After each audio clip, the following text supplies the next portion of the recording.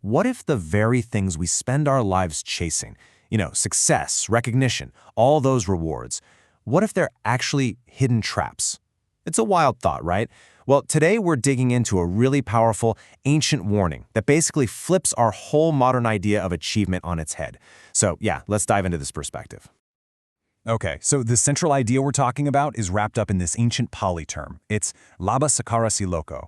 Kind of a mouthful, I know, but let's break it down. You've got lābha, that's all about gains, the stuff you acquire.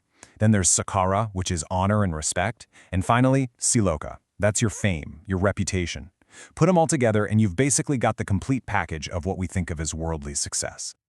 Now, here's where it gets really interesting. You'd think these ancient texts would celebrate this stuff, right? Wrong.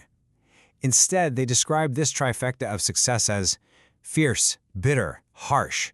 Whoa. I mean, they're not just saying it's a little bump in the road. They're calling it a major obstacle to finding real, true inner freedom. That's a pretty shocking take, so we've got to ask, why? Let's find out.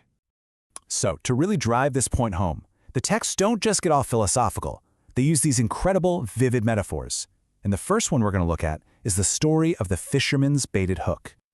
You can just picture it, right? It's so simple, so universal. You've got the bait. It looks delicious, it's exactly what you want. But hidden right inside is the hook, the thing that's going to trap you.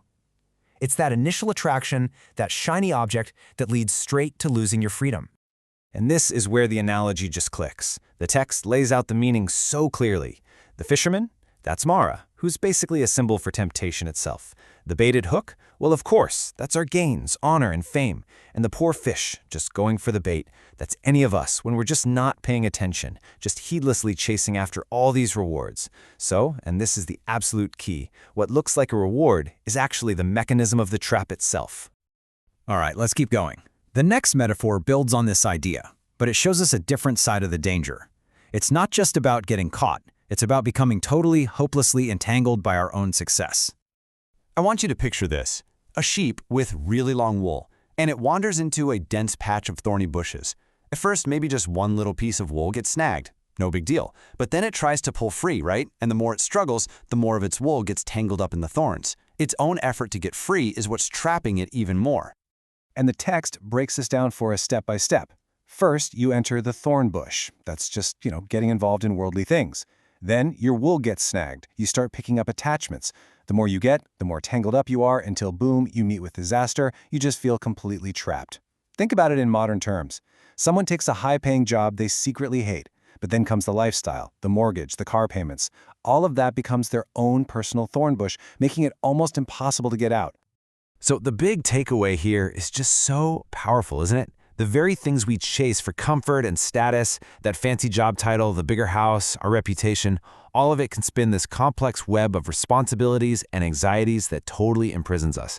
What started out looking like a prize ends up being a cage. Okay, this third metaphor. This one might be the most memorable. And it's a bit different. It shifts our focus from the external dangers, like getting trapped, to a much more internal one. How success can actually corrupt who we are. Yeah, you're seeing that right. The text gives us this image of a dung beetle. It's just had a big meal of dung, and it's standing there so proud in front of this massive ball of dung it's collected. And from its point of view, man, it has made it. It's wealthy, it's successful, it's totally satisfied. Just look at the psychology of this, it's fascinating. Step 1, the beetle gets its big ball of dung. Its gains. Step 2, it feels totally full and satisfied by it. And what's the immediate result of that feeling? Step 3, it looks at all the other beetles, the ones with smaller dung balls, and it scorns them. It feels superior. And the text spells it out for us, making the connection crystal clear. When a person is overcome by their own gains and honor, when their mind gets possessed by it, they start looking down on other people. And the warning here is dead serious. That attitude, that scorn and arrogance, that is exactly what leads to your own long-term harm and suffering. And that brings us to a really critical moment of self-reflection, doesn't it? I mean, it's easy to laugh at the dung beetle, but let's be honest, this is a deeply human thing. So we have to ask ourselves, what's our ball of dung? Is it our job, our education, our possessions? What are the things we hold on to that make us, even subtly, feel superior to other people?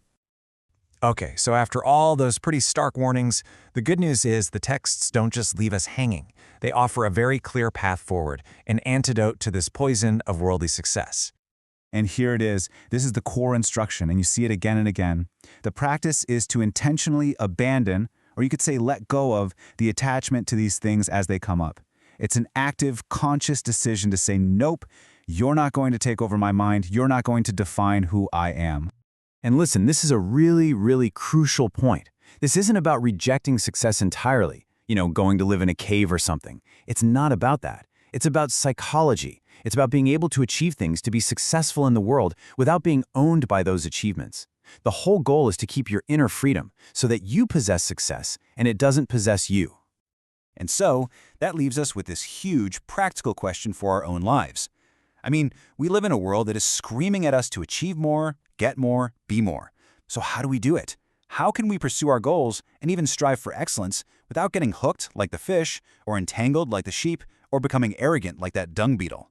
How do we learn to hold our success lightly so that it serves us and not the other way around? That's the challenge these ancient texts are leaving right at our feet.